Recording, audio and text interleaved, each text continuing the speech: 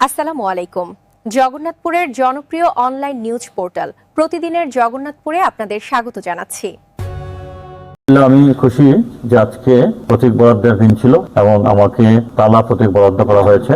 আমি কালকে থেকেই আমাদের আনুষ্ঠানিক প্রচারণা শুরু হওয়ার কথা আর কি। তো সেটা আমি সকাল 8টা বা 8:30টার দিকে শুরু করবো পূর্ব পাগলা থেকে।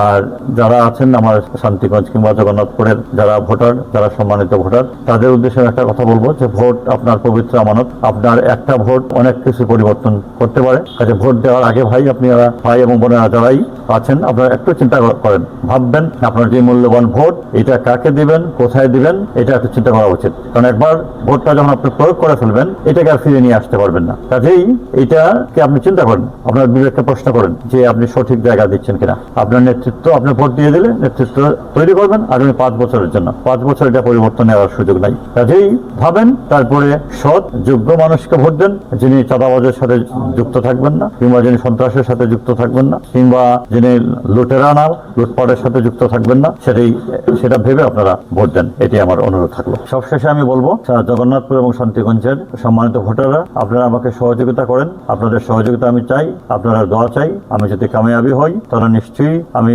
জগন্নাথপুর এবং শান্তিগঞ্জকে শান্তি একটা নির্বাচনী এলাকা হিসেবে গড়ে তুলবো, আপনাদেরকে সাথে নিয়ে। ধন্যবাদ।